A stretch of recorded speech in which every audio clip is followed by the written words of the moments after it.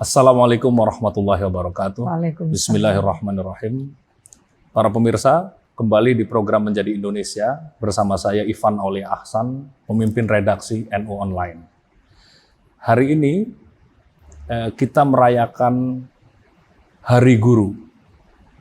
Syuting episode ini dilakukan pada tanggal 25 November 2024 sekaligus untuk memperingati Hari Guru.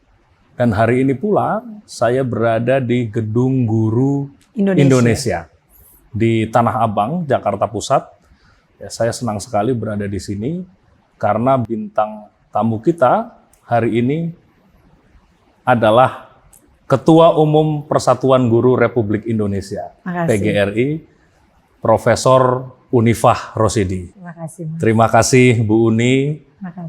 Terima kasih sudah bersedia untuk menjadi narasumber kami. Dengan senang hati. Dan menjadi tuan rumah untuk episode Menjadi Indonesia hari ini.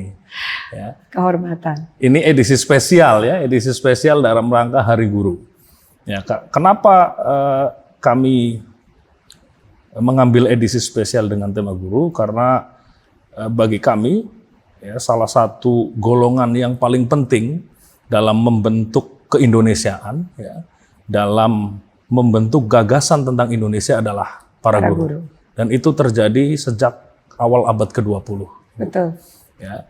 Dan kali ini kita akan membincangkan lebih jauh tentang persoalan guru-guru di Indonesia dan keguruan di Indonesia hari ini bersama, aku manggilnya Bu Uni atau Mbak Uni enaknya? Bu Uni wes. Ya udah Bu Uni aja. Karena kalau Mbak Uni ini kan nanti ada sebagian daerah yang Uni itu adalah kakak perempuan ya.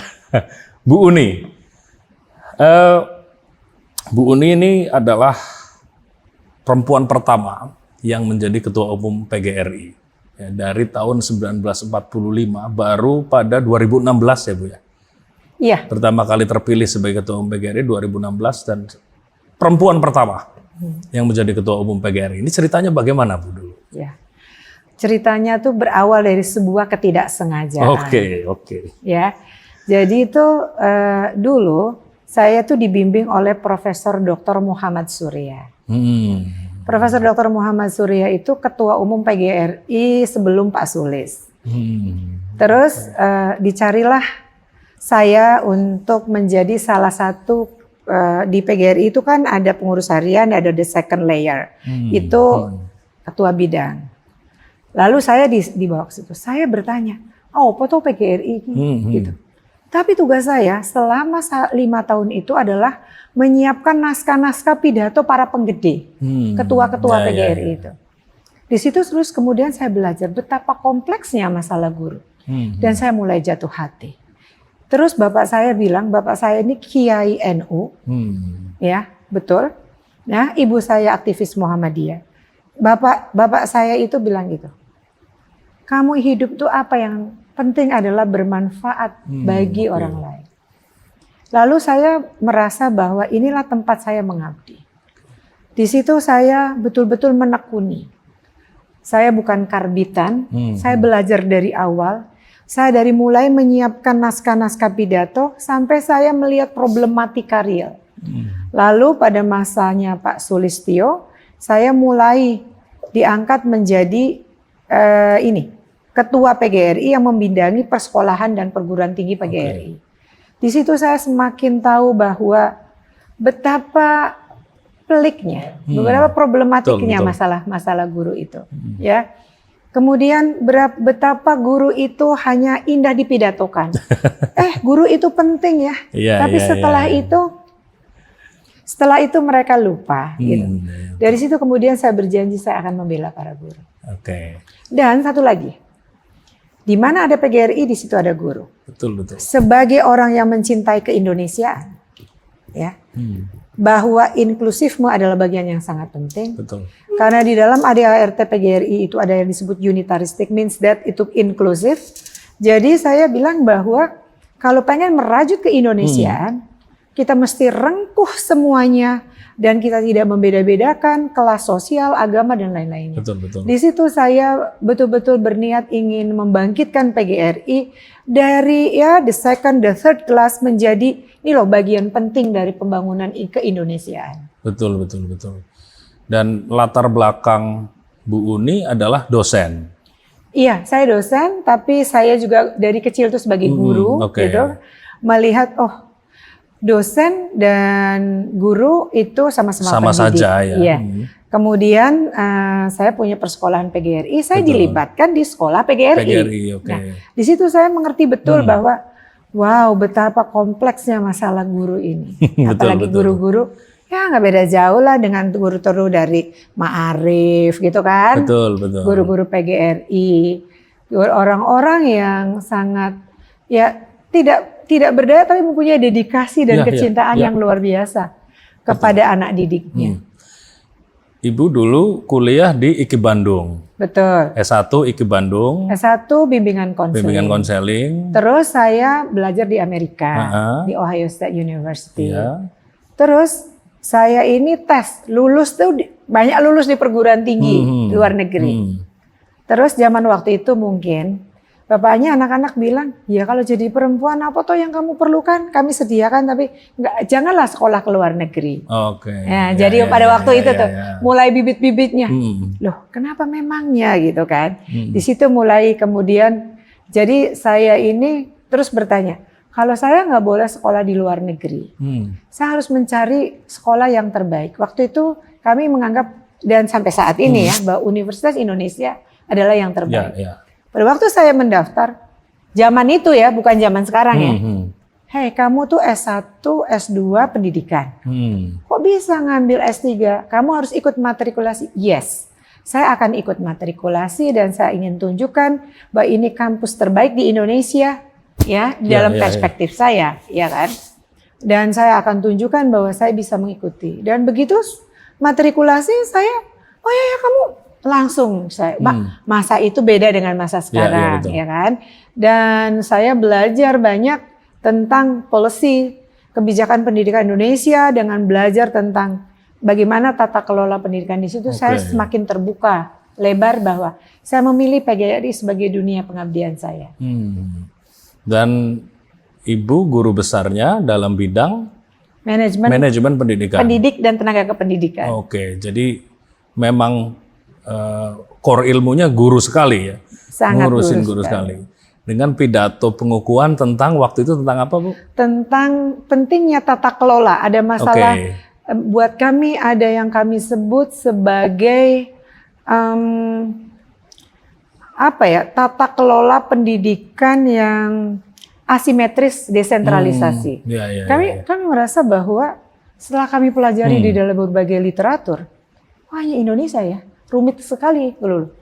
Dulu dikelola SD, SMP, sama TK, PAUD, TK itu di pendidikan dasar. Dikdas ya. SMA, SMK di Dikmen. Provinsi.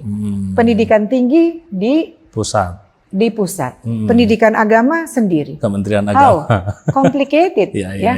Dan kalau semua ingin mengatakan bahwa sebenarnya masalahnya tinggal dikoordinasi, tapi di Indonesia, I'm so sorry to say, koordinasi bukan soal yang mudah. Betul, itu aja sudah ada Menko, Bu. Iya. Oke, lanjut Bu. Kemudian? Ya udah, kemudian aku merasa, betapa sulitnya guru. Terus guru itu, data itu bisa digunakan untuk kepentingan policy. Lalu data mengatakan guru itu sudah cukup. Yang masalah di distribusi. Wow. Dan kemudian ada kebijakan lebih dari 5 tahun tanpa merekrutmen tenaga guru. Nah, ini nggak benar ini kalau begini. Ya. Hanya kita orang-orang yang di pesantren yang ikhlas ridho, dibayar saanane terus saikhlase. Tapi kan guru itu kan punya anak. Pengen juga melakukan mobilitas sosial. Nggak bisa. Ini harus diperjuangkan. Ini nggak benar ini. Jadi saya mengatakan bahwa kita ikut berjuang kepada bahkan yang menginisiasi undang-undang guru dan dosen. Untuk apa? Ada 3 hal pilar perjuangan. Kita ingin ada kesejahteraan, ada peningkatan kualitas, dan ada perlindungan. Dan sampai hari ini ketiga hal itu belum pernah tercapai sungguh-sungguh, dan kita akan tetapi saya ingin mengatakan bahwa sebagai seorang guru, pendidik, kita harus mempunyai jalur yang baik. Betul, Maka saya tidak setuju strike, demo, dan lain sebagainya. Orang bisa nggak setuju dengan saya. Tetapi saya berpikir bahwa kita itu adalah pendidik, kita harus punya cara yang cerdas untuk menyampaikan gagasan kita dengan riset, dengan menunjukkan data, dengan dialog yang terus-menerus. Dan yang paling penting lagi sebenarnya sebagai seorang pemimpin, itu mempunyai konsistensi moral yang sangat tinggi terhadap perjuangan. Maka saya kemudian merengkuh keindonesiaan tanpa melihat, tanpa membeda-bedakan mereka. Saya hadir di sebisa mungkin dengan segala keterbatasan saya ke bawah, tapi kalau ke atas biar yang muda-muda deh. Yang muda-muda. Di situ kemudian saya mengatakan bahwa Bu Unifa itu sombong. Ya wis ora apa-apa. Awa bisa menyenangkan semua orang, tapi saya akan membela guru sampai kapanpun juga. Nah, selama masa kepemimpinan Ibu di PGRI, apa prioritasnya untuk para guru ini, Bu? Program prioritas apa yang? Sebenarnya kita punya program prioritas internal dan eksternal, tapi kita ngomongin globalnya aja. Kesejahteraan, kualitas, dan perlindungan. Itu 3 hal itu. 3 hal itu yang kemudian membuat kami melakukan dialog yang terus-menerus dengan pemerintah, dengan Presiden Jokowi, dan ini diteruskan dengan Bapak Presiden Prabowo. Ya. Kami ingin mengatakan bahwa kesejahteraan guru meskipun bukan faktor yang satu-satunya faktor, tapi dia menjadi faktor penting di dalam ketenangan bekerja, gitu ya. Betul. Terus kalau nggak ada direkrut sekian tahun, maka akan terjadi gelombang pensiun besar-besaran. Dan itu harus diganti. Kemudian sekarang ada yang disebut dengan P3K.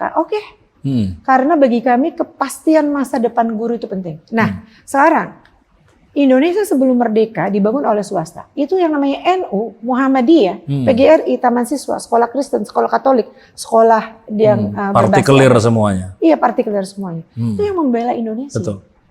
Lalu mereka masa dilupakan? No. Saya bilang jangan lupakan mereka. Jadi kalau diangkat, tolong dong diangkat, mereka balikin kepada sekolahnya supaya terjadi peningkatan pemerataan mutu dan tidak mengganggu kuota di sekolah-sekolah negeri. Dan pernyataan Ibu ini banyak yang tidak suka.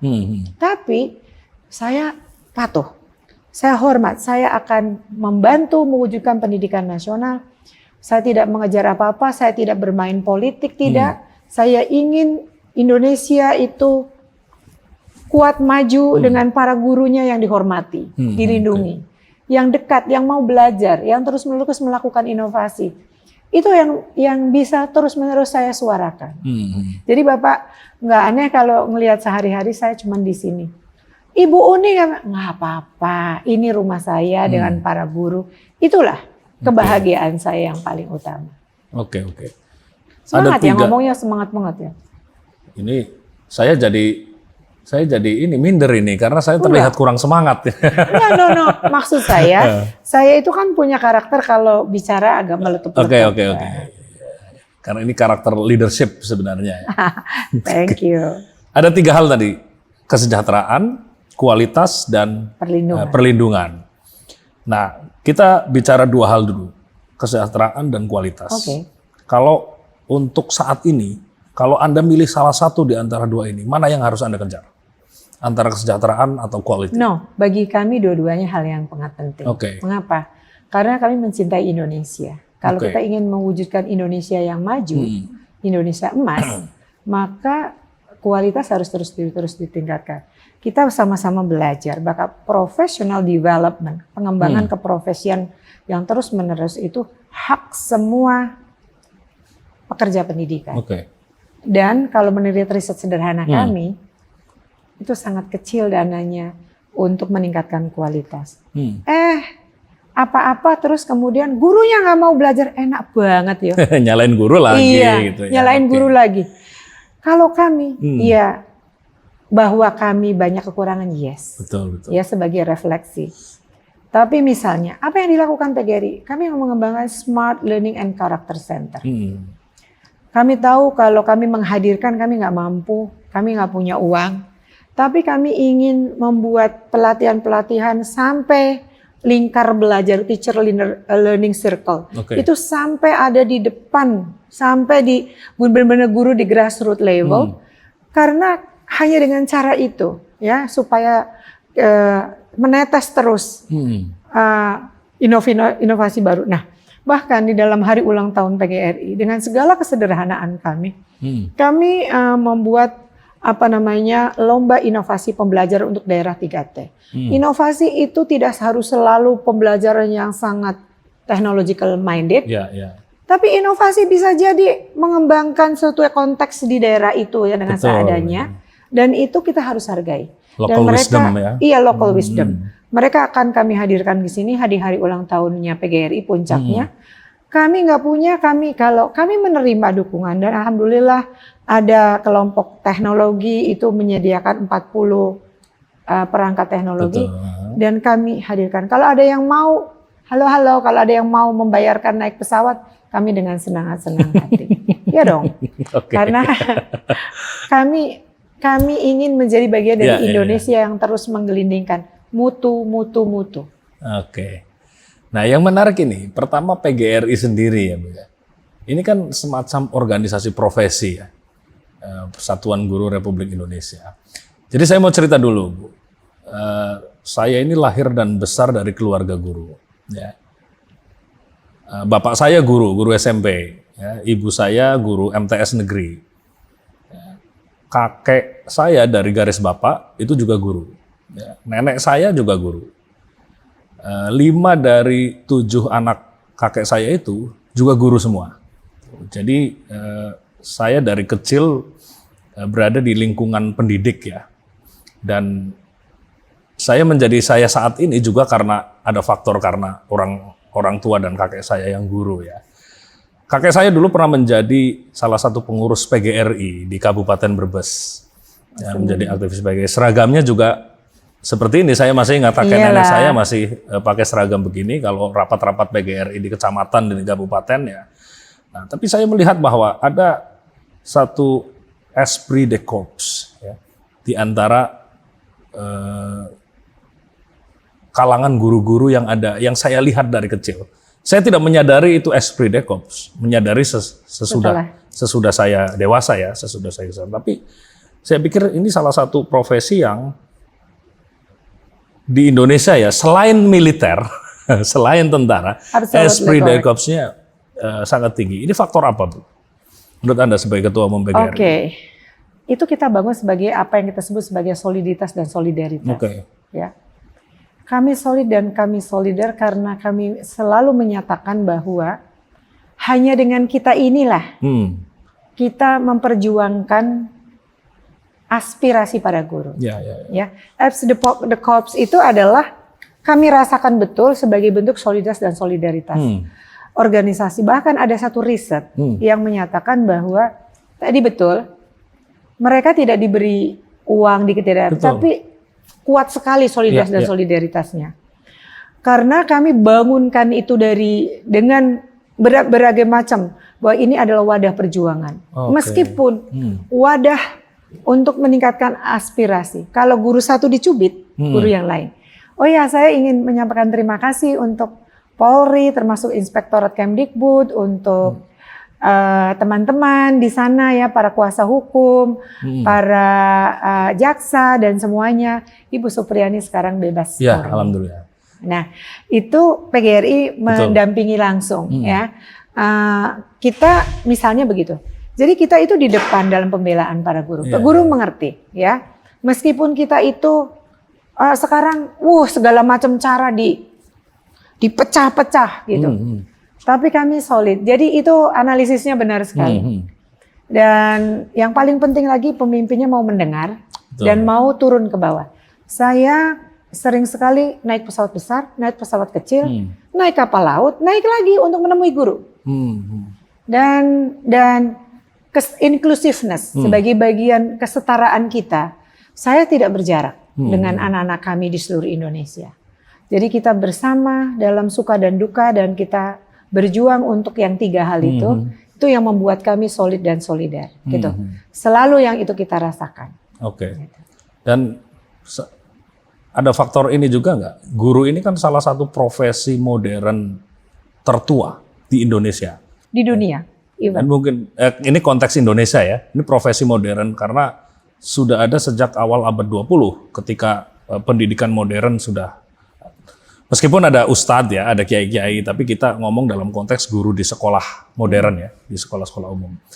Bagi saya ini salah satu profesi tertua di Indonesia modern ya. Nah, Anda melihat ini, profesi ini profesi tertua, ya, tapi sampai sekarang masih banyak guru-guru kita, ya, terutama guru-guru honorer ya.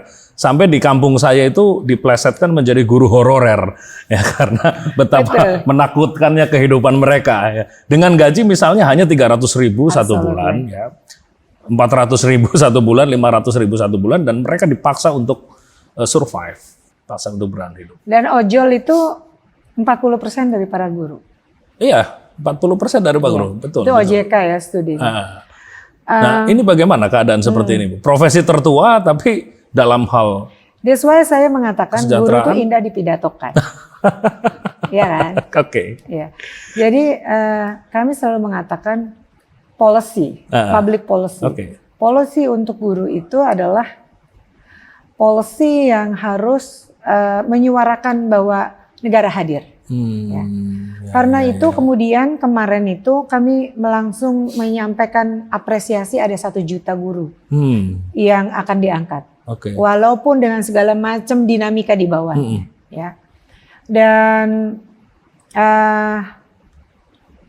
kami selalu menyatakan bahwa kami jelas-jelas berjuang bagi peningkatan kesejahteraan mereka. Kalau ditanya sejahtera dengan ini, kami mau dua-duanya.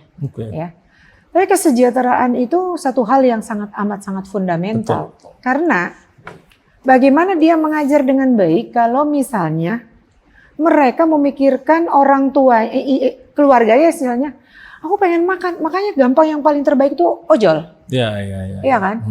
Nah, saya ingin membuka mata para petinggi itu, ya, agar ingat mereka asalnya dari mana. Dan kami selalu mendesakkan bahwa ini adalah suatu semacam iceberg, semacam gunung es yang ya come on, tolong. Makanya kalau kami dikatakan guru PGRI bisanya cuma menuntut kesejahteraan, faktanya memang. Iya, betul. Ya. Dan kami kan anggota dari 198 negara di internasional. Kami sampaikan dan kami menganggap bahwa dialog misalnya pengangkatan 1 juta dan kami akan desakan lagi.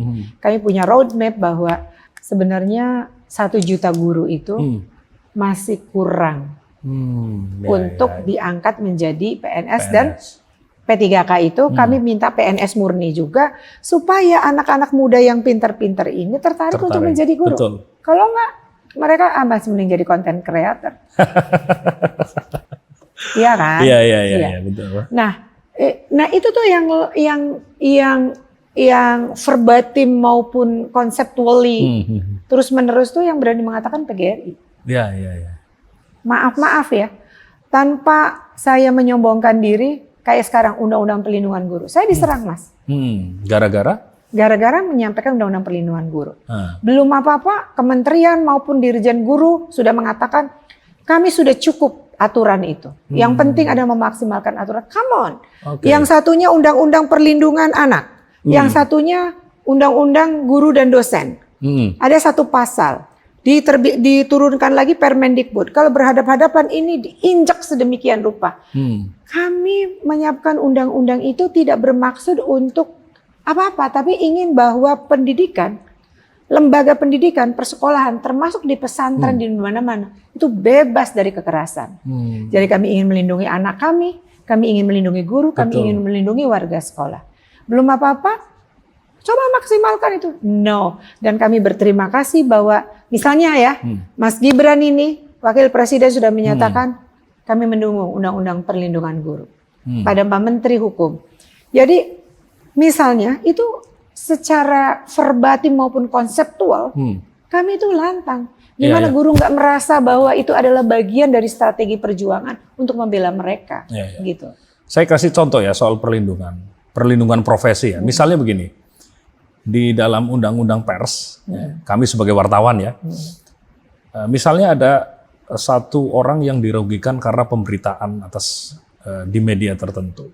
Orang ini tidak bisa langsung melapor ke polisi, gitu. Tapi melewati Ada di kode etik, ada etik dewan ya. pers, ya, melalui mekanisme dewan pers, sehingga wartawan atau media tidak bisa dipidana secara langsung ya. Bagaimana dengan guru di dalam undang-undang perlindungan guru? Di guru tuh hanya guru berhak mendapatkan perlindungan profesi, perlindungan Nah hukum. itu apa? Perlindungannya apa? Nggak ada. That's why kita meminta untuk adanya undang-undang perlindungan guru agar supaya mereka terlindungi. Kan ada gini, banyak guru yang sedang mengajar tiba-tiba ini yang disebut dengan fenomena iceberg. Ya. Saking takutnya mereka nggak mau lapor, tiba duk dibawa. Pernah ini ada satu daerah, aku nggak mau cerita namanya ya. Jadi dia tuh piket sekolah. Ada aturannya 5 menit. Dia ini siapa? Guru maksudnya? Guru. Si guru ini, oke. 5 menit itu masih bisa masuk si anak ini.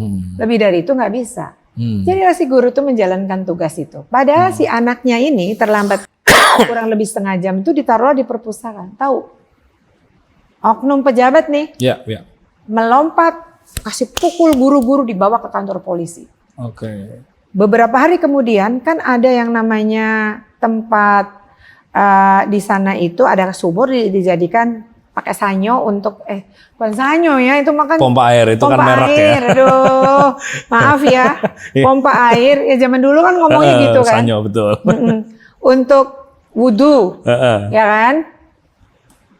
Anak-anak, namanya anak-anak sedang berkembang, nggak bisa juga disalahkan. Iya. Dipipisin, gurunya diem aja. Di dalam konteks ini, seperti dalam lagu kami, guru adalah pembangkit kekuatan negara, iya kan? Yang paling kita takutkan di masa yang akan datang, guru apatis, guru nggak percaya diri, nggak mau membina akhlak anak-anak. Jauh lebih berbahaya, kan? Iya, betul. Iya kan? Itulah kami merasa bahwa undang-undang perlindungan guru contextually sangat hari ini sangat penting maupun substansial ya itu sangat penting karena itu kami bersama teman-teman ini di Lembaga Konsultasi Bantuan Hukum sedang merancang. Nggak penting kalau masyarakat para guru tahu siapa yang tidak setuju, ya kan? Tapi kami mengatakan nggak apa-apa para guru, mereka nggak setuju tidak masalah, kita maju terus. Itulah seorang pemimpin yang harus menunjukkan dedikasi dan kecintaannya melindungi guru. Barangkali ini bagian dari membangun soliditas dan solidaritas organisasi seperti yang disampaikan. Kami iri sama Anda yang di punya Dewan Pers. Betul. Kami punya Dewan Kehormatan Guru, tapi apa kami direkognize? Enggak, karena enggak ada di dalam undang-undang guru dan dosen. Jadi kalau kami pengen mempunyai undang-undang perlindungan guru, apa yang salah dengan kami? Oke. Gitu. Oke, that's the point. Oke. Saya ingin cerita dulu Bu sedikit. Jadi saya pernah kuliah jurusan pendidikan matematika ketika baru lulus SMA. Itu 1 tahun. 21 tahun yang lalu. Ya, tapi saya hanya bertahan 2 semester. Ya, kemudian saya ternyata lebih mencintai cerita daripada angka. Nah, itu jurusannya pendidikan matematika yang memang nantinya akan menjadi guru matematika. Dan orang seperti saya waktu itu berpindah dari yang seharusnya jadi guru, kemudian saya mengambil jurusan sejarah. Ya. Karena di tengah jalan, saya sebagai anak muda menghentikan cita-cita saya sebagai guru. Jadi, dan ini mungkin tidak hanya saya ya, di negara ini. Ada banyak sekali anak muda yang melupakan cita-citanya menjadi guru. Yang seharusnya mungkin beberapa teman saya yang juga bercita-cita jadi guru tapi kemudian gagal, mereka akan menjadi guru yang sangat baik. Saya merasa bahwa waktu itu saya kalau menjadi guru bukan guru yang baik, gitu. Sehingga saya berpindah jurusan, tidak mengambil jurusan pendidikan lagi. Nah ini mungkin ribuan anak muda di negara ini mengalami hal yang sama, Bu. Ya, ini kan problem sebenarnya ya.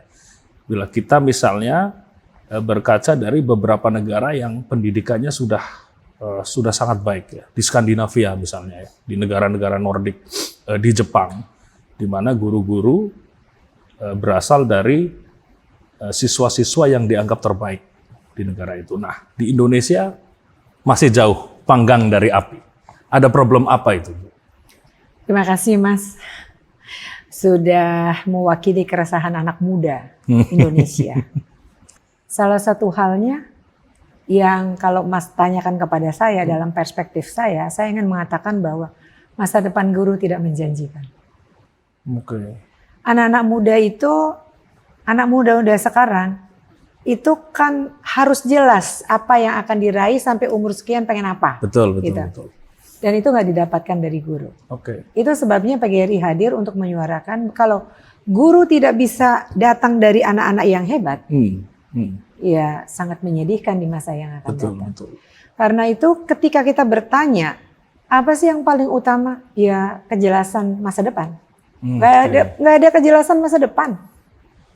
Karena itu dengan dialog yang terus-menerus kami ingin memastikan bahwa guru itu masa depannya jelas. Betul. Karirnya jelas. Pada tahun 2005 ketika Undang-Undang Guru dan Dosen ada sertifikasi guru. Betul. Banyak anak-anak muda tertarik untuk menjadi guru. Tiba-tiba dieliminasi sedemikian rupa. Kesulitan untuk sertifikasi, disalahkan dan lain sebagainya. So anak muda nggak tertarik lagi. Kalau kita lihat ya, maaf, emang beda. Tapi kan kita harus ada standar. Kalau kita dilihat di negara-negara ASEAN ya, Singapura tertinggi. Betul. Malaysia sekarang udah bisa memberikan 30 juta untuk gaji guru. Ya. Sekarang saya profesor aja nggak sampai segitu. Betul. Ya.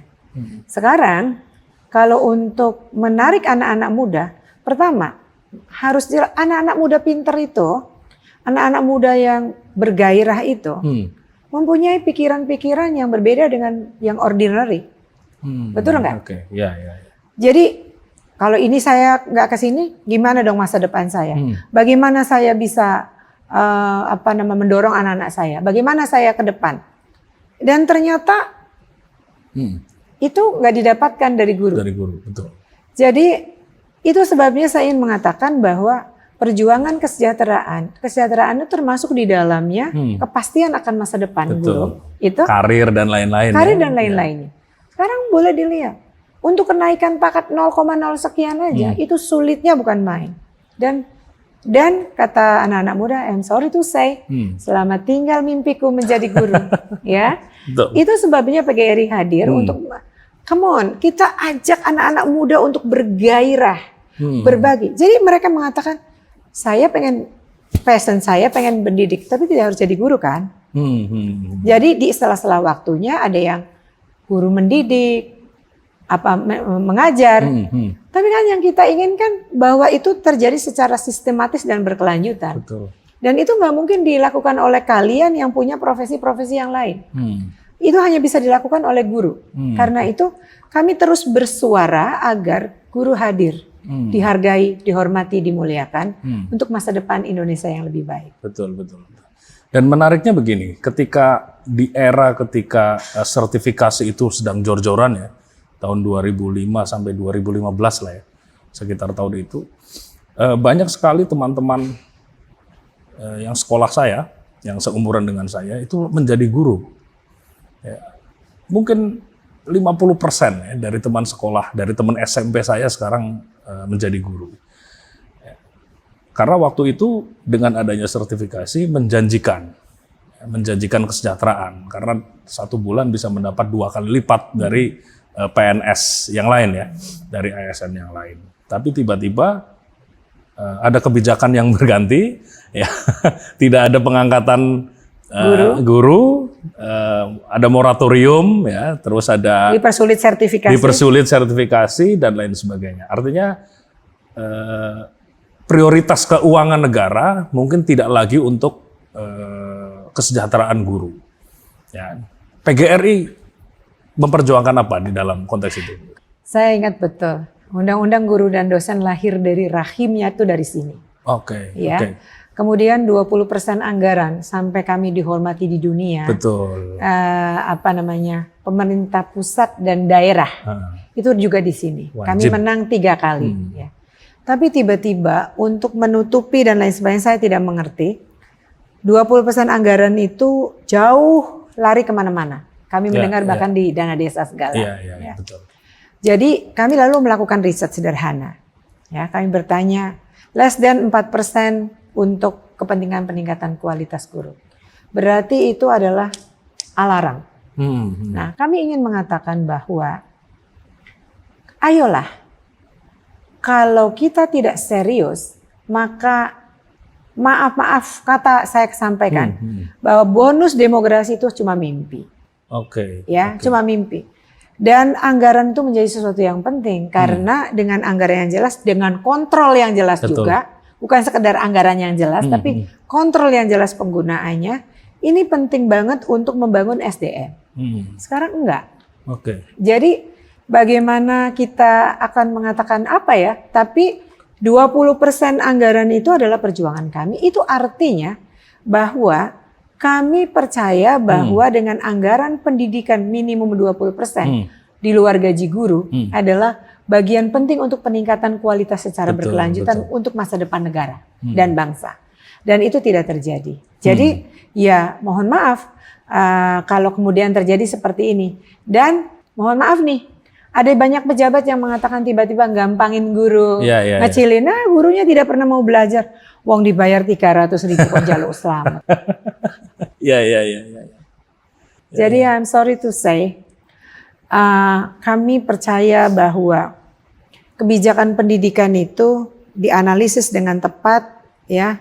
Tapi begitu masuk menjadi peraturan itu adalah proses politik, betul ya kan? Betul. Proses politik itu hal yang lain, ya. Jadi kami hanya bisa menghimbau pemerintah dan parlemen bersama-sama untuk kepentingan rakyat.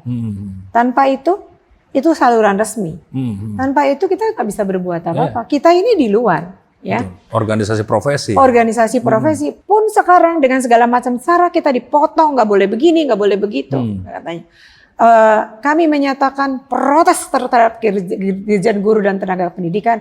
PGRI tidak direcognize oleh mereka. Apa-apa yang Anda tahu tentang kami? Ya, apa yang Anda tahu tentang kami? Katanya tidak diberi diizin untuk mendapatkan fasilitas bantuan. Oh, nggak apa-apa. Kami biasa berdiri di atas kaki kami sendiri, ya kan? Karena saya bukan guru. Pinter ya, kalau guru itu nggak bisa izin untuk pergi meninggalkan kantor. Come on, nggak akan bisa Anda mematikan kami hanya dengan aturan. Karena kami punya esprit de corps yang tadi dikatakan. Kami punya solidaritas, jiwa korsa yang luar biasa untuk membela para guru. Kami itu yakin bahwa rezeki itu Allah yang kasih. Sepanjang kami berusaha, sepanjang kami yakin, sepanjang kami terus berusaha, kalau kami tidak berlebihan, kami bisa hidup. Jadi itu yang terus kami suarakan. Kami nggak bisa tunduk aja dengan aturan-aturan yang mereka mainkan, yang dengan segala cara akan mematikan kami. Kami akan tetap hidup karena guru merasakan kehadiran kami adalah untuk para guru. Betul. Gitu, dan tenaga kependidikan.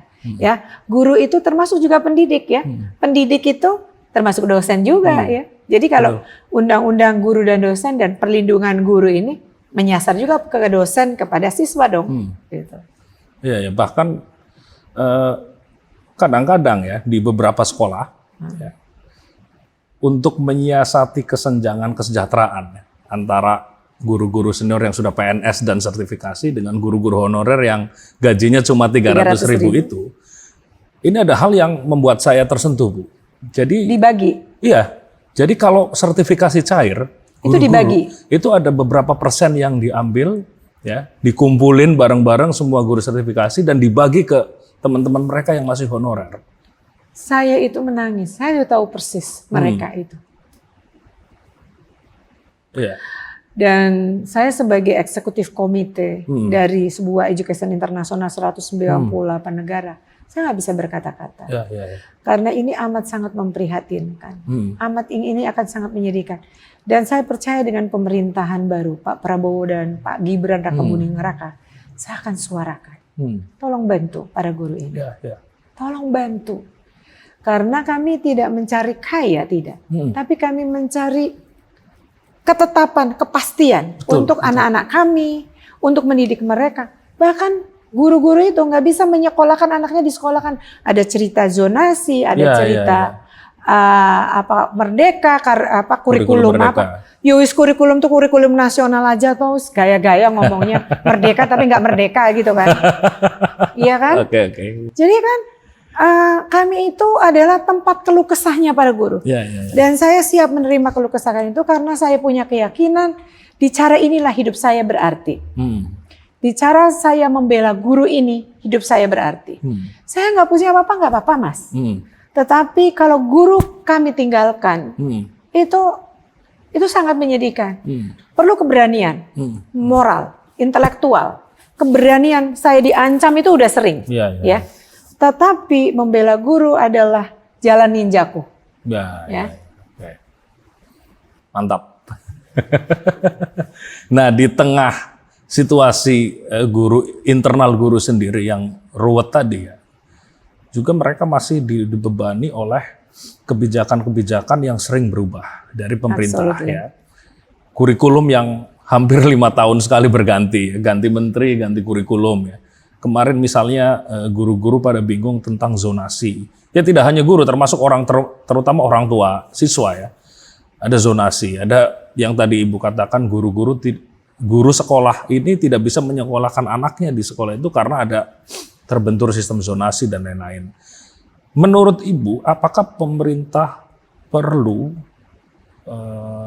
membuat satu kurikulum yang paten atau kurikulum dalam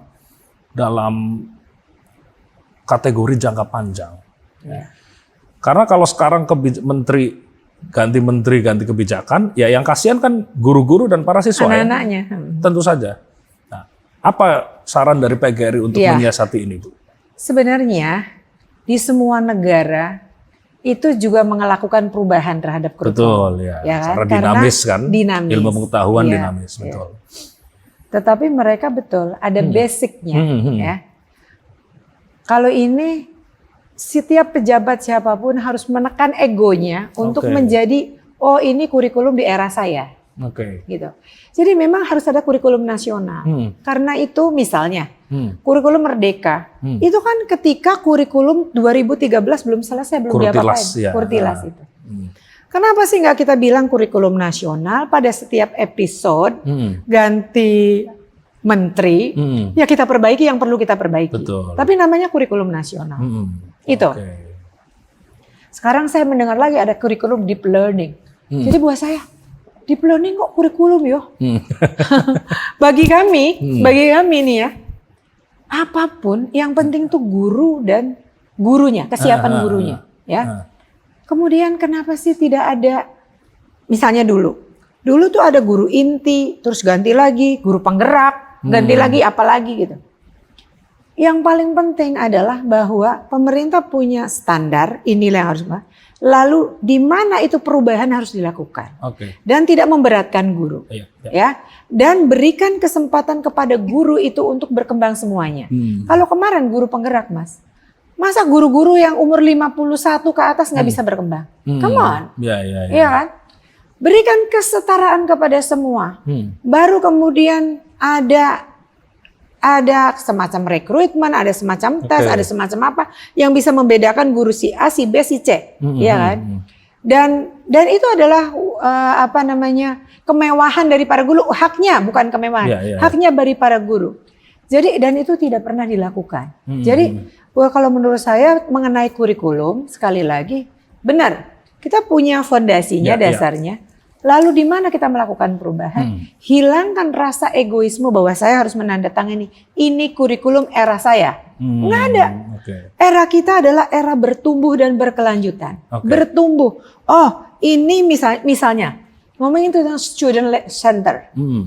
Iya, sejak taman 80-an itu aku udah ngerti itu student center. CBSA itu, Mas, Ibu Koni siswa aktif itu. Sama-sama dikirim ke Inggris belajar. Sekarang apapun tetap aja student center, contextual teaching and learning. Yang mengkontekskan bahwa apa-apa itu kita relate dengan perkembangan yang ada di sekitarnya. Namanya itu wis angel-angel, tapi membuat guru itu kemudian amat sangat terbebani, membuat kalau begini salah, termasuk nggak usah jauh-jauh. Saya juga sampai pusingnya 7 keliling, ganti lagi ini hormatnya.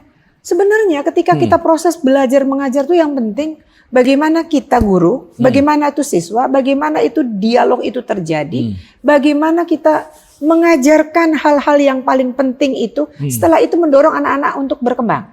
Ya. Itu kan prinsipnya. Mau communication, mau creativity, mau sekarang itu yang 4C itu, semua itu adalah berkelanjutan ada. Tinggal bagaimana gurunya disiapkan. Itu enggak, Mas? Ini yang lama, ini yang baru. Seneng banget sih pengen disebutkan sebagai legasi ya. Pengen disebut legacy. Legacy kita adalah legacy kalau ada pertumbuhan.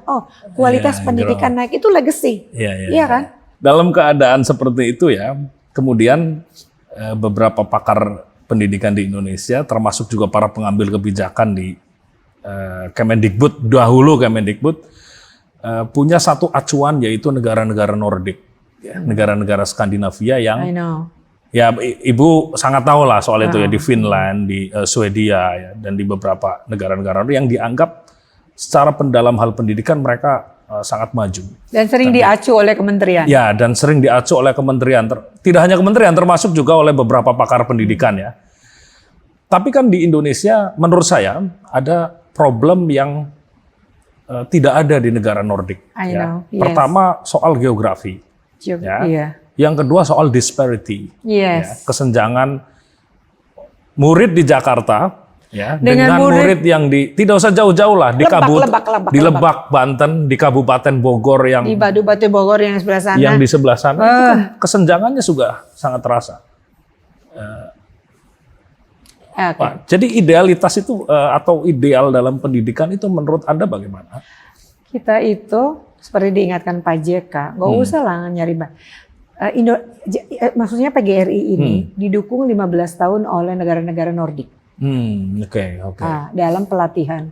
Pelatihan udah. Misalnya Swedia, Norwegia, dan saya beberapa kali ke sana. Ya, baik, saya berkali-kali lah. Saya senang sekali karena sudah dikatakan ada perbedaan signifikan dalam kultur, dalam geografi, di dalam disparity gitu. Itu betul. Nggak usah lah kita membandingkan sama yang dan negara city, ya, seperti negara kota, seperti halnya Singapura, ya. Jadi kita nggak bisa dibandingkan satu sama lain, ya. Selain itu, ada kebijakan mendasar. Ada satu hal yang harus kita catat.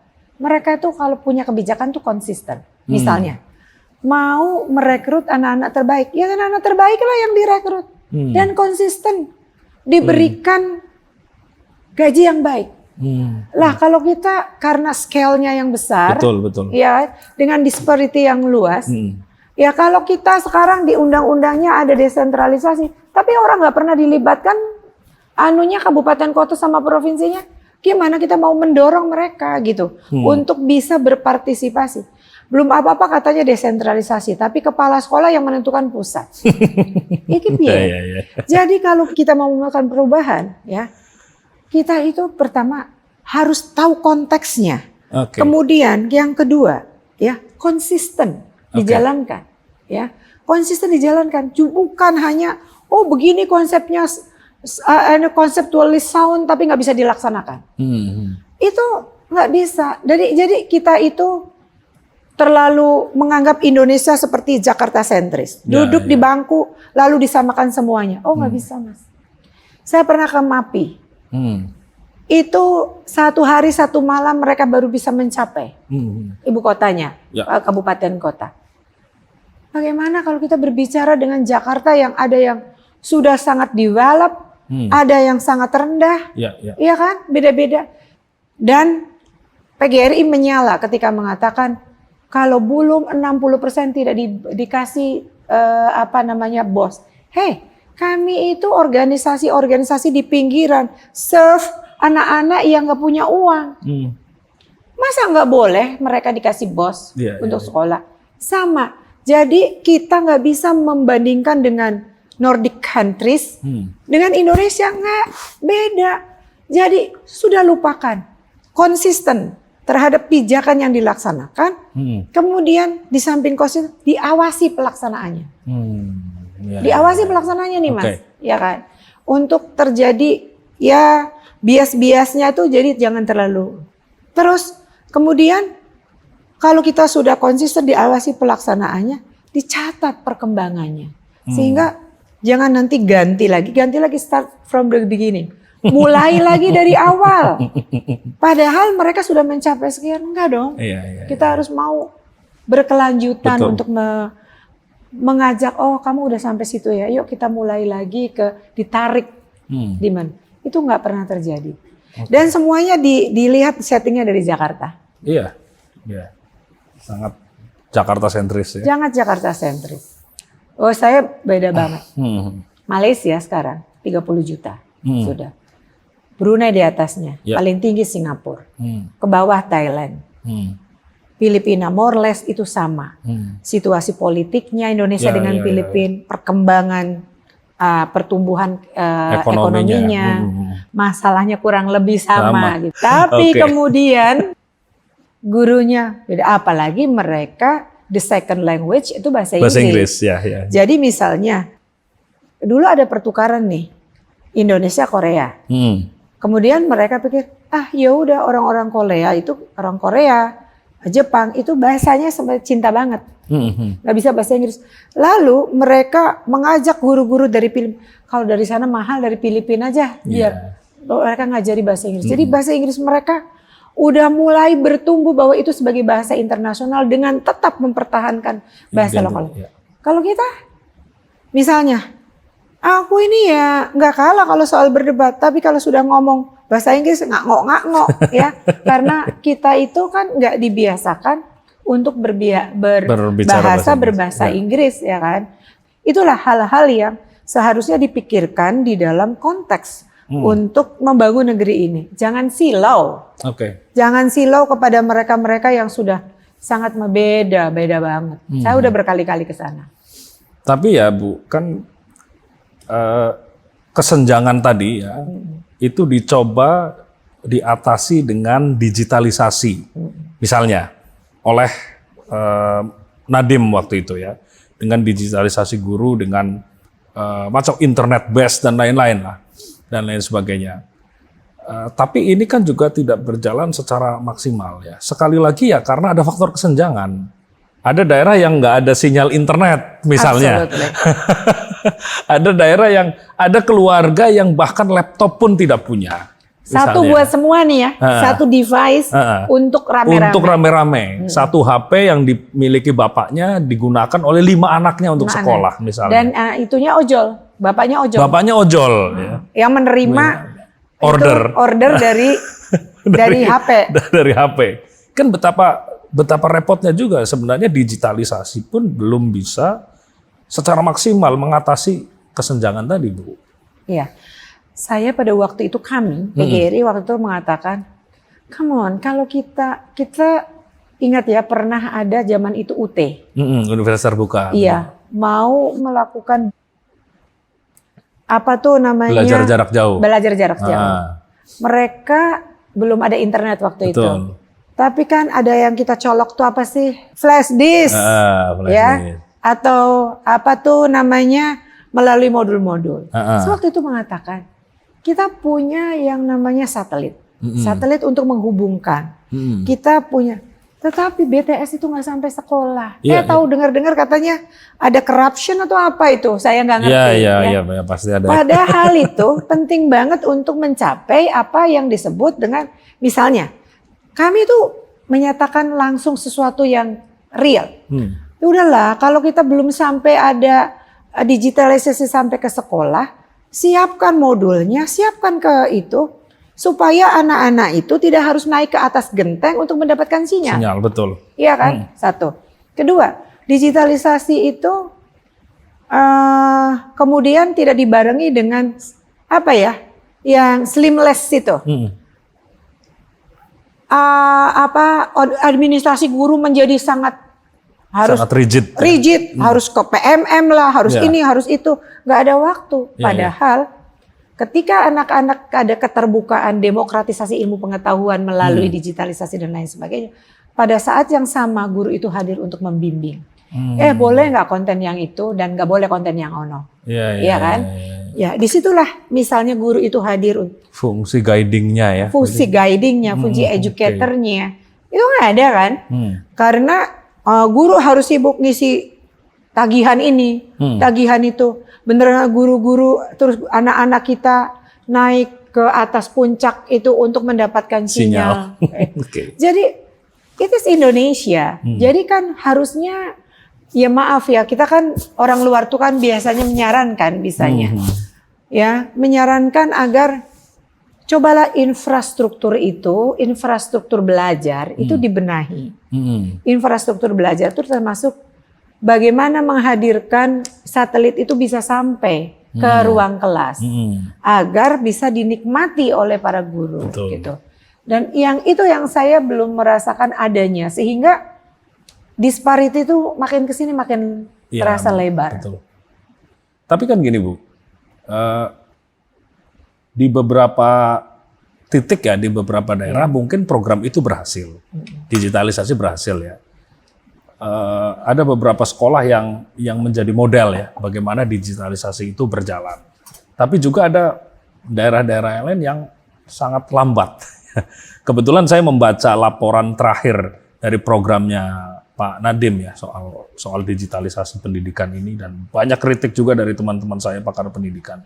Tapi artinya kalau misalnya di semua daerah di Indonesia infrastrukturnya sudah komplit, ya, infrastruktur internet, infrastruktur pendidikan sudah lengkap, sudah komplit, apakah memungkinkan apabila sistem digitalisasi pendidikan itu diterapkan secara nasional? Ya. Kalau itu sih perubahan yang nggak bisa dihindari. Betul. Ya, perubahan yang nggak bisa dihindari. Tetapi menyiapkan guru agar mendampingi anak-anak itu jauh lebih penting. Oke. Ya. Jadi persis. Bahwa digitalisasi itu perlu, yes. Ya. Tapi jauh lebih perlu adalah guru mendampingi mereka. Karena satu sisi itu penting, di sisi lain laporan juga menunjukkan bahwa kenakalan ataupun mengambil situs-situs yang lain itu. Jadi kemajuan itu selalu berbarengan dengan edukasi. Saya termasuk orang yang termasuk di PGRI kita perlu ada digitalisasi karena itu juga sangat penting bagi kita. Ya, dari segi efisiensi, dari segi keterjangkauan, ya kan? Dari segi keterjangkauan. Tetapi mohon maaf kalau digitalisasi dilepas begitu saja, itu menjadi masalah juga bagi kita. Termasuk saya ingin mengatakan bahwa guru nggak bisa digantikan oleh teknologi. Betul. Di dalam konteks ini bukan berarti against dengan digitalisasi. Kami support, bahkan kami udah menyampaikan rekomendasi apa yang kami perlukan, gitu kan, tentang digitalisasi itu. Ya, sayangnya itu tidak mempunyai blueprint yang jelas bagaimana digitalisasi dan dilakukan, apa yang harus dilakukan, infrastruktur dulu yang yang disiapkan supaya mereka itu mempunyai akses gitu. Itu yang menurut saya satu hal yang lost. Oke. Ada satu problem lagi Bu yang menurut saya di Hari Guru ini penting untuk kita bicarakan. Yang pertama itu soal kekerasan, isu kekerasan. Pasti Ibu Uni juga sangat mendalami ya isu ini sebagai Ketua Umum PGRI. Ada beberapa kasus kekerasan guru terhadap siswa yang kemudian menjadi ramai. Iya. Ya, baik ramai karena itu viral maupun ramai karena orang tua siswanya melaporkan ke polisi. Ya. Kemudian ada pihak-pihak yang banding-banding ya, membandingkan misalnya dulu zaman anak generasi 80-an sekolah, gurunya galak, lo nggak apa-apa dihadapi dengan terbuka gitu, dan orang tuanya malah mendukung misalnya kegalakan gurunya ya. Tapi kan begini, menurut saya masyarakat berkembang ya. Zaman sudah berubah, jiwa zaman sudah berubah.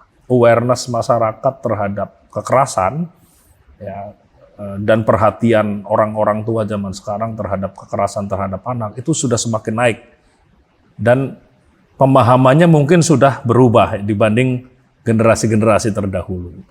Nah, makanya kita sekarang banyak menghadapi kasus-kasus seperti ini, Bu.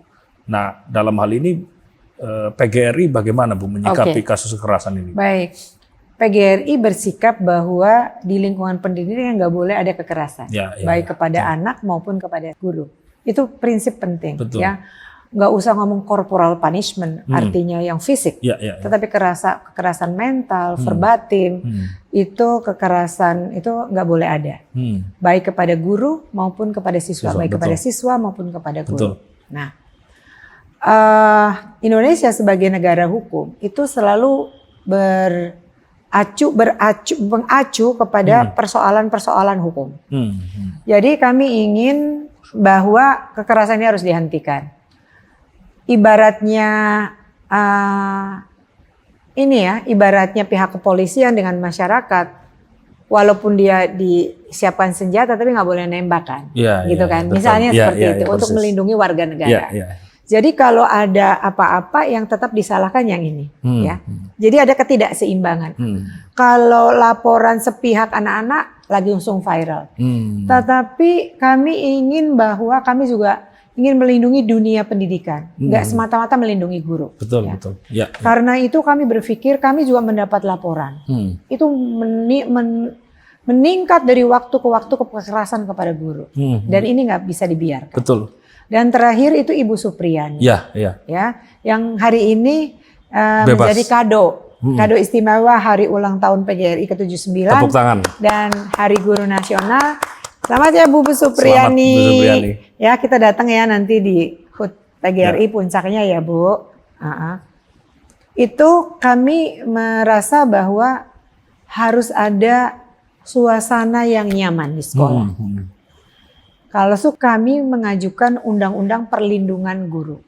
Kenapa sih kok undang-undang perlindungan guru? Karena ada undang-undang perlindungan anak.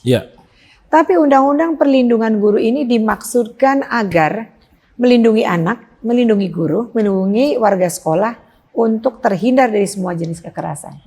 Kalau yang ada sekarang adalah kan sudah ada undang-undang guru dan dosen. Yes, ada satu pasal ya mengatakan bahwa guru berhak untuk dilindungi. Profesi, hukum dan lain sebagainya. Pertanyaannya, how? Bagaimana caranya? Itu nggak dibahas. Nggak ada rincian aturannya. Nggak ada. Sementara dia diturunkan menjadi Permendikbud. Kalau ada case, orang bersitu ada undang-undang satu dengan peraturan menteri, dan itu nggak seimbang. Kami menghimbau, kami mengharapkan, bukan semata-mata untuk guru, untuk pendidik. Tapi untuk siswa, untuk warga sekolah, kita nggak setuju dengan adanya kekerasan. Maka di dalam undang-undang itu perlu adanya undang-undang perlindungan guru. Terserah namanya apa. Kita sebagai organisasi profesi bukan saja mengirim surat untuk mengusulkan. Tapi kami juga membantu kalau just in case pemerintah membutuhkan. Mana jangan cuma ngomong. Tapi kita punya nggak? Oh, kita lagi bikin naskah akademik, bahkan sudah selesai naskah akademiknya ini. Lalu kami akan serahkan, terserah mau diapresiasi mau tidak, tapi tidak akan pernah menyurutkan kami untuk berjuang. Karena ini adalah bagian strategi yang sangat penting untuk memuliakan guru, untuk memuliakan siswa, untuk menjadikan pendidikan itu yang nyaman dari kekerasan. Gitu Mas. Termasuk juga kekerasan sesama siswa, bullying. Iya. Bagaimana PGRI menyikapinya? Iya. Kami bahkan ada risetnya sederhana, gitu. Jadi ada juga pride tuh Mas. Ya. Misalnya nih, dalam riset saya yang mungkin riset kami yang mungkin tidak terlalu validity dan reliability-nya masih perlu diuji lebih lanjut. Tapi kami sebagai organisasi kan kami tidak ingin berbicara berdasarkan common sense, gitu kan. Harus ada datanya. Iya. Jadi tuh misalnya ada satu sekolah yang sebenarnya anak ini baik-baik aja, tapi sering dibully sekolahnya ini. Maka seniornya terima, menunggu di ruangan, jadi diajar itu anak-anak tuh gimana tuh bertarung. Sehingga mereka jiwa korsa yang Iya, nggak iya, bagus, iya, iya. yang nggak bagus, Yang negatif ya. yang negatif itu sehingga mereka harus berhadapan-hadapan dan ini kami nggak mau. Oke. Bullying ini salah satu yang paling dirasakan gimana? Saya juga dulu kena bullying, Mas. Jadi kan Waktu saya sekolah? rambutnya kribo waktu sekolah tuh. Kribo. Itu bikin kita nggak nyaman. Begini rambut saya dulu, Mas, ya kan? Terus perempuan sekolah kami dilempar pakai gala dan Oke. itu tuh sangat hurted, Traumatik ya. Traumatik ya. Dan kami tidak ingin bahwa itu ada. Jadi kami ingin bahwa bullying harus dihentikan. Oke. Kita harus respect kepada segala keunikan anak-anak maupun guru kita. Oke. Jadi undang-undang perlindungan guru ini ya nanti terserah apa namanya ya. Tapi kita menemukan perlindungan guru, bisa guru, dosen dan siswa bisa ya. Karena kami ingin melindungi termasuk dari kekerasan anti bullying antara satu siswa dan siswa yang lain atau antara satu sekolah dengan sekolah yang lain karena ada pride, karena ada gimana nggak terima gitu. Kami ingin dicegah itu, Mas. Dan kami ingin mengajak Indonesia melangkah kepada dunia baru. Bahwa kita menyambut pergantian ini, ya dekade ini dengan sikap optimisme, ya kan? Guru siswa itu harus bersahabat. Guru harus dekat dengan anak-anak, harus mendengarkan rasanya anak-anak. Sama, anak-anak juga harus menghormati guru. Betul. Dan respect kepada kawannya juga. Salah satunya untuk memutus mata rantai kekerasan tadi. Yes, untuk memutus mata rantai kekerasan. Betul. Ya. Oke. Jadi kami ingin memberikan sesuatu. Ini Indonesia, Mas. Ya. Kami mencintai Indonesia. PGRI ada di setiap ada sekolah. Ya. Kami tidak punya apa-apa, tapi kami punya cinta. Organisasi profesi terbesar di Indonesia. Iya. Walaupun sekarang di tak. Kalau undangan kami ditaruh di paling belakang, it's okay. No worries. Ya. It's okay. Kami tetap dengan kesetiaan membela negeriku. Karena pejabat itu bisa datang dan pergi, tapi kami akan selalu ada. Ya. Dan gini, ini kan di kabinet ini Kementerian Pendidikan Dasar dan Menengah menjadi kementerian sendiri, ya, terpisah dari Kementerian Kebudayaan dan Ristek Dikti ya.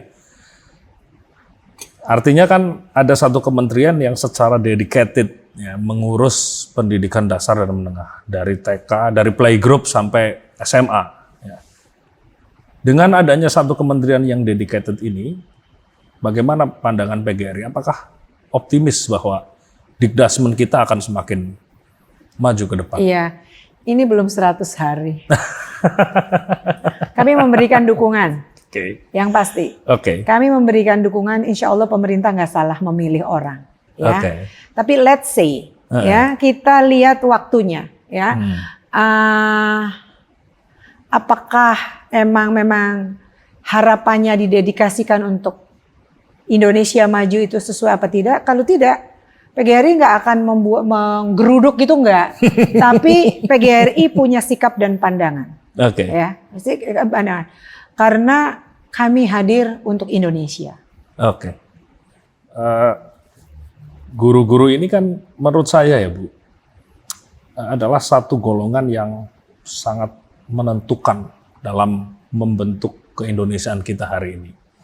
Ya, bagaimanapun juga secara ide Indonesia ini kan ide yang modern, yang muncul sejak akhir abad 19.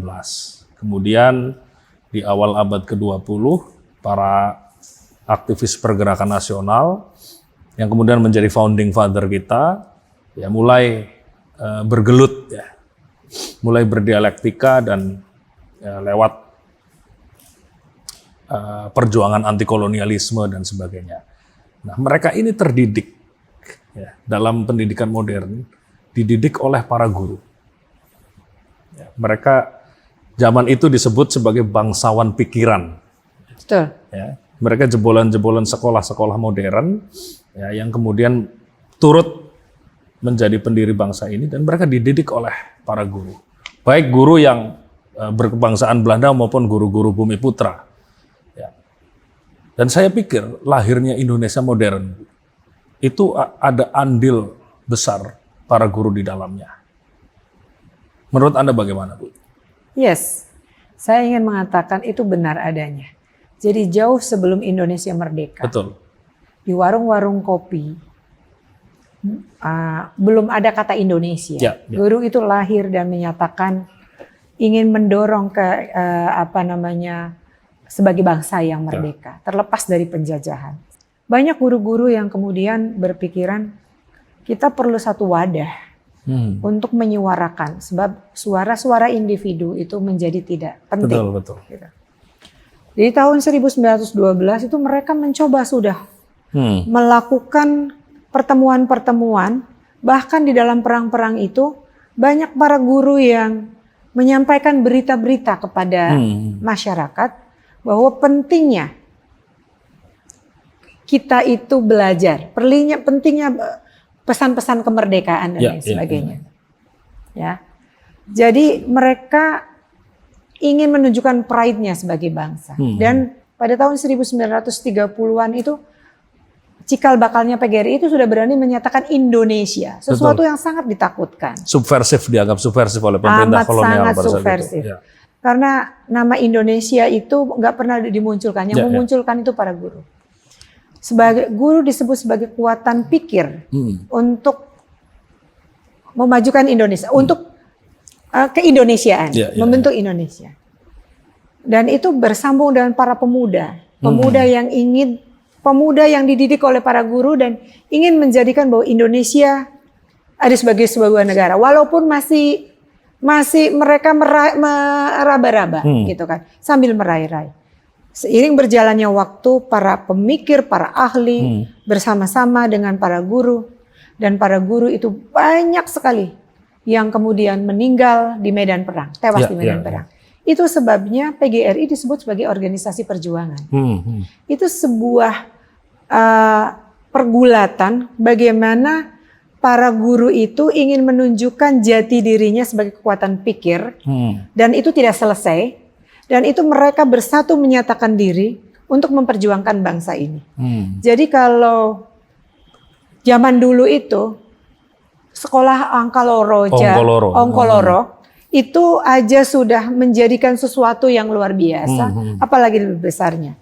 Jadi itu sejarah yang nggak boleh dilupakan. Itu sebabnya pada setiap tanggal 25 November kami itu membacakan sejarah itu, karena kami yakin kita nggak boleh lepas dari jangan sampai melupakan sejarah. Dan sejarah itu bukan cerita masa lalu.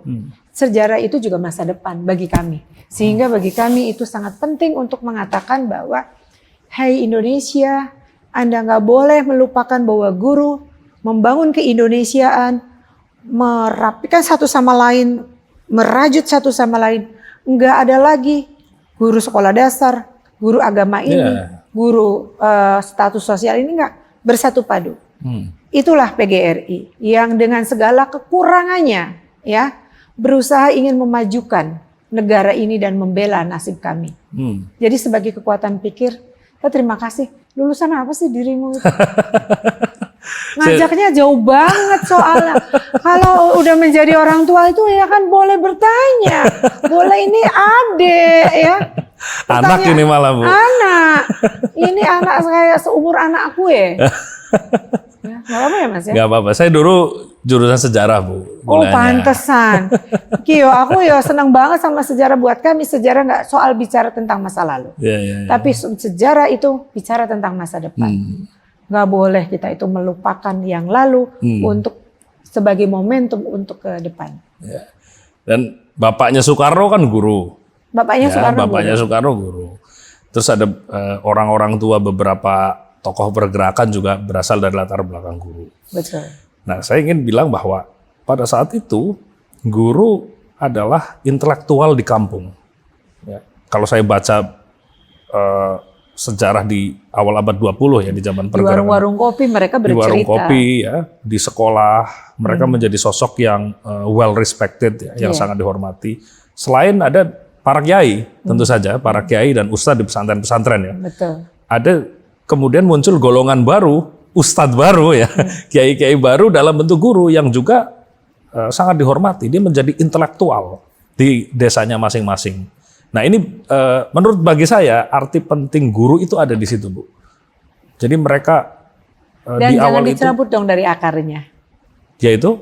yaitu Bahwa mereka itu para intelektual, para yang membesarkan anak-anak dari kampung-kampung sampai kemudian menjadi Indonesia. Betul. Itu nggak boleh. Jadi mengapa kemudian guru itu terdegradasi? Karena juga policy yang kita lakukan Betul. terhadap guru. Oke. Dan itu bagaimana kita mengembalikan antara lain memberikan kesempatan pada anak-anak muda yang terbaik untuk mau menjadi guru. Betul, betul. Ya karena mungkin di awal abad ke-20 yang menjadi guru adalah anak-anak muda terbaik zaman itu. Zaman itu. Dan mereka sangat bangga. Sangat bangga dan menjadi kelas sosial baru kan. Kelas sosial baru. Zaman itu, betul. Dan ya bagi saya arti pentingnya di situ. Mereka teaching modernity ya. Mereka mengajarkan modernitas ya kepada anak-anaknya di sekolah Ongkoloro sampai HBS. Pinter banget sih ini yang mewawancarai, aku bingung nih. Oke. Nah, yang menarik juga begini Bu, di kampung itu ya, mungkin Ibu juga merasakan sendiri ya. Guru-guru ini kan menjadi kelas menengah baru. Ya. Yes. Terutama mungkin sejak awal-awal 20 ya, kemudian menjadi semakin paten setelah kemerdekaan. Ya, mereka kalau dalam istilah bahasa Perancis itu petit bourgeois ya. Menjadi borjus-borjus kecil di kampung-kampung. Menjadi priai alit. Saya membayangkan kakek saya misalnya yang guru ya. Dia datang dari keluarga petani ya, kemudian menjadi guru ya. Jadi bagi keluarga besar kakek saya dia tuh naik kelas. Ya, yang dulunya tukang garap sawah sekarang menjadi pengajar. Ya, artinya guru-guru di desa-desa itu menjadi kelas sosial baru. Karena dia akan dihormati oleh orang-orang di sekitar, dipanggil dengan sebutan yang sangat terhormat, Pak Guru, ya atau mungkin kalau zaman dulu Ndoro Guru, ya dan lain sebagainya. Tapi kemudian posisi ini menjadi semakin yang Ibu bilang terdegradasi, ya, tereduksi oleh, saya tidak tahu oleh apa. Kalau menurut Ibu oleh apa ini? Posisi sosial seperti ini. Angel banget no. Jadi ini agak analisis kelas ya. Sejarah sosiologi. Jadi menurut saya para guru itu telah terbukti menunjukkan sebagai kelas baru untuk modernisasi Indonesia. Dan itu kemudian sampai hari ini jejak-jejaknya masih ada. Kalau ada Pak Camat datang ke desa, yang disuruh menyambut itu para guru. Betul. Bahkan hari ulang tahun PGRI besok, itu barengan dengan tanggal 27 itu pilkada. Betul. Para guru itu petugas KPPS. Ya. Di desa itu sesuatu yang banget. Betul. Dan mereka mengatakan, kami tidak bisa meninggalkan, ini tugas negara. Tidak bisa, karena ini kepercayaan. Kalau ada konflik, kalau tidak terima mereka harus tanda tangan dan lain sebagainya. Mereka yang tanggung jawab. Itu sebuah penghargaan yang sisa-sisa masa lalu yang masih berjaya. Didegradasi oleh apa? Oleh policy, oleh keadaan. Oke. Jadi ketika termasuk oleh pragmatisme kami sendiri. Oke. Ya kan? Itu nggak bisa enggak gitu. Jadi kalau zaman dulu orang bilang bahwa bangga dengan pengabdian, ya kan? Sekarang nggak selesai dengan pengabdian, karena itu himne guru pun diubah, bukan jadi pahlawan tanpa jasa. Kenapa itu kemudian dibarengi juga dengan kekuatan demokratisasi ilmu pengetahuan melalui teknologi, melalui AI dan lain sebagainya. Jadi kalau dulu guru itu sentral, sekarang dia harus berbagi peran. Kemudian digradasi juga dengan berbagai kebijakan-kebijakan yang mengecilkan peran guru. Undang-undang, perwira pragmatis, dan lain sebagainya. Nah, itu sebabnya saya selalu mengatakan, bagi seorang guru, memilih menjadi guru itu kesadaran. Saya ingin mengatakan bukan karena nggak ada pilihan lain, tapi kesadaran. Karena dengan berkesadaran, kita punya keyakinan bahwa kita bisa mengubah. Setidaknya kalau kita nggak bisa membuat kita menjadi kaya raya, karena pilihan guru itu bukan menjadi kaya, kita bisa mencerahkan anak-anak kita itu untuk melesat, memiliki mobilitas sosial yang lebih baik daripada keadaan dianya. Nah, saya berharap bahwa kondisi-kondisi ini tuh harus dipertahankan oleh negara melalui kebijakan-kebijakan yang pro kepada guru. Oke. Ya, misalnya kalau pengen disamakan ya guru pengen berwibawa, itu ya jangan kemudian mau meniadakan guru sebagai profesi. Zaman dulu siapapun boleh jadi guru. Kalau sekarang no. Iya. Anda harus mengikuti pendidikan profesi. Itu cara kami setingkat demi setingkat agar mengatakan bahwa profesi guru tidak bisa diinterfere oleh siapapun yang bukan guru. Betul. Karena mengeducate people, anak-anak itu memerlukan ilmunya sendiri. Ya, persis. Dengan cara begitu itu dan kemudian dan pedagogi yang terus berkembang dan orang itu, kita nih guru harus nggak boleh berhenti belajar, baik oleh dirinya maupun negara yang menyiapkan. Nah itu hal-hal seperti itu yang membuat kemudian guru semakin terpepet oleh berbagai keadaan, termasuk oleh dirinya sendiri yang kadang-kadang melihat pragmatisme sebagai sesuatu yang, gue daripada jadi guru mending gue jadi pada konten kreator nih, betul nggak sih? Iya. Nah daripada jadi guru ini kadang-kadang guru berbagai kebijakan juga membuat guru itu kurang percaya diri. Misalnya kekerasan, ya. Masa guru membiarkan anak-anak itu karena dia capek. Kalau sedikit kritis, maka dia akan masuk. Nah, terus pragmatisme itu juga kepada aturan, kepada proses-proses demokratisasi politik yang ada di daerah masing-masing, gitu kan. Dimatakan, daripada jadi guru mending menjadi kepala desa dong. Ada, ya itu. Kalau enggak jadi anggota DPRD. I have no comment. Ya. Jadi yang seperti itu kemudian mendegradasi guru. Itu yang membuat saya amat sangat prihatin. Coba lihat data saat ini. Guru negeri dan guru tidak tetap, itu jumlahnya lebih banyak guru tidak tetap. Oke. Ya kan? Satu. Kemudian, itu satu hal.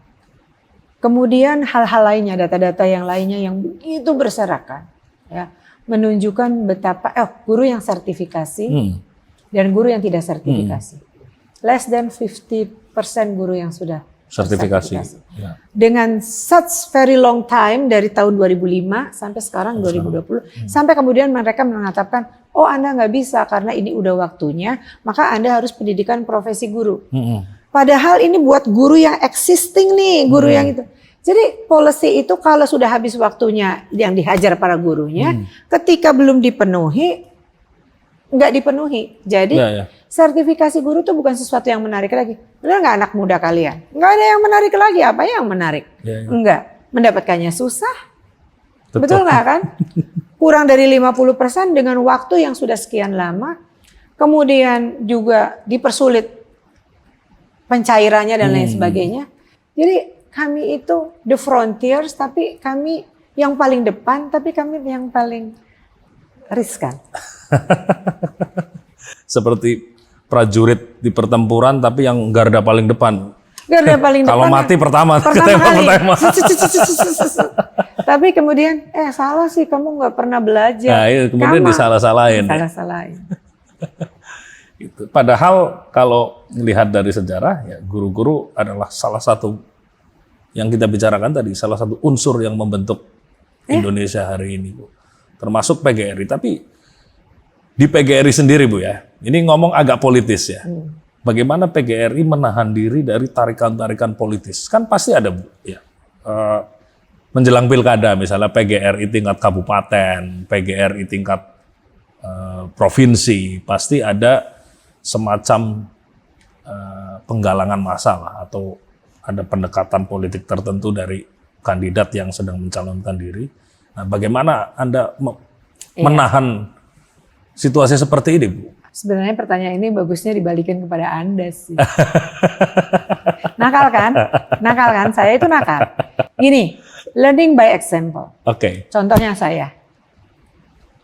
Perasaan semua orang tahu, pengen mendekati saya.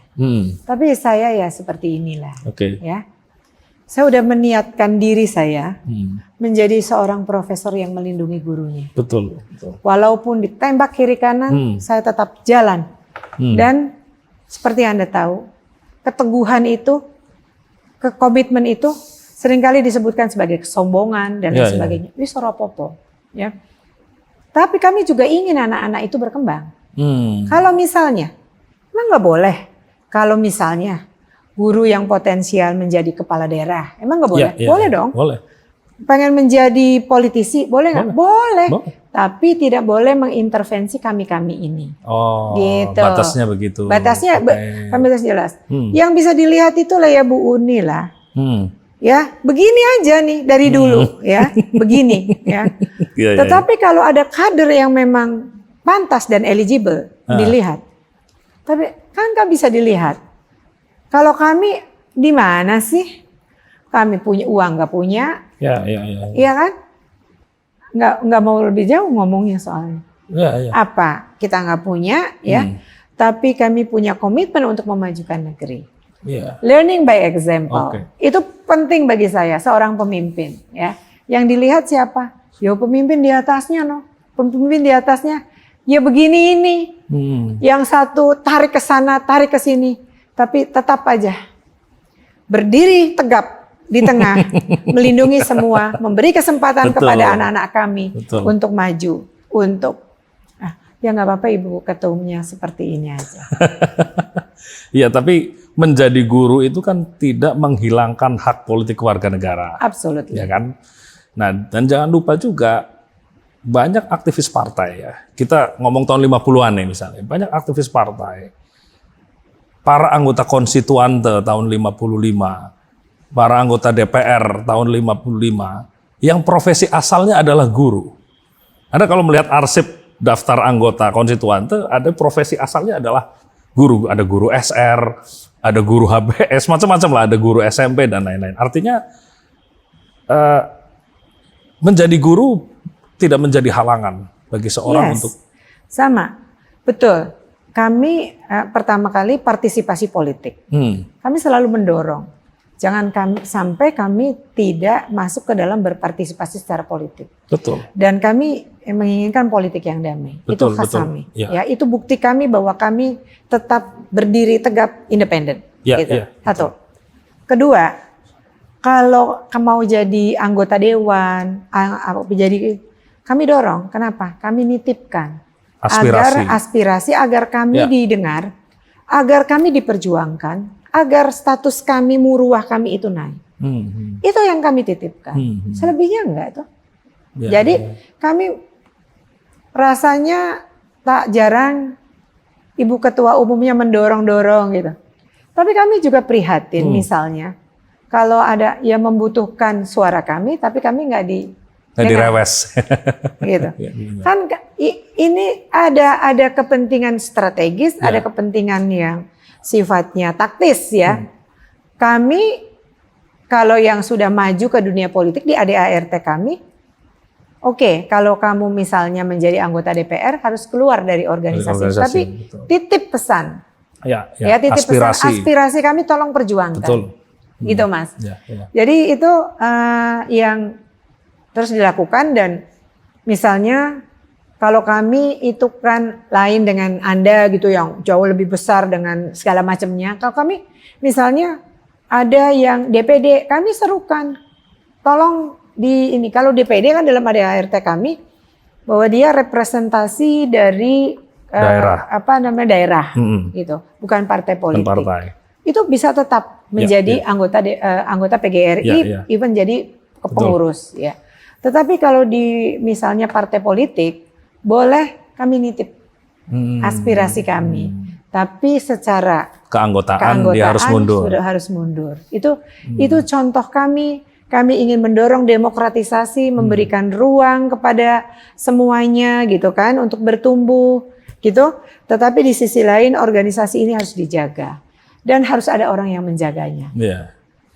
Tapi Ibu optimis memandang masa depan guru di tengah deraan berbagai masalah hari ini, dan ada digitalisasi, ada demokratisasi informasi, sehingga membuat guru tidak lagi sentral, ya seperti yang Ibu katakan tadi. Di masa depan seperti apa? Selama ada api perjuangan, optimisme itu selalu membara. Asik, ya. Jadi kami selalu menyebarkan vibe positif. Optimisme ada misalnya. Para guru jangan pernah berhenti belajar ya. Oke. Boleh dong para guru itu bukan lagi sumber belajar, tapi guru tidak pernah dapat digantikan oleh teknologi. Dengan cara apa? Membimbing peserta didik, ya kan? Mendampingi, selalu dekat, selalu mendengar. Itu adalah optimisme gaya baru yang harus selalu Bapak Ibu guru tetap belajar memberikan yang terbaik buat Indonesia, kami yang berjuang. Itu adalah bentuk optimisme yang selalu kami hadirkan kepada para guru untuk meraih masa depan. Dan tidak akan pernah ada yang bisa menghalangi kita yang selalu mau belajar, selalu mau berdiskusi, selalu mau mendengar anak-anak kita. Pasti mereka akan selalu mengingat para gurunya. Itu optimisme yang kami selalu sebarkan. Kata-kata positif yang selalu kami sebarkan kepada para guru. Karena gurulah pelita, penerang dalam gulita, jasamu tiada tara. Profesor Unifah Rosidi. Thank you very much. Terima Thank you kasih. very much. Wow, most welcome. Saya senang sekali ya, senang sekali bisa berbincang dengan anakku yang punya pandangan, punya perspektif yang luar biasa. Aku mau nangis. Setiap ada berbicara tentang guru, aku selalu mau nangis. Karena ini duniaku, dunia yang secara sadar aku pilih untuk aku perjuangkan. Para pemirsa, demikian perbincangan saya dengan Profesor Unifah Rosidi, Ketua Umum Persatuan Guru Republik Indonesia. Wallahul muwaffiq ila aqwamit thoriq. Wassalamualaikum warahmatullahi wabarakatuh.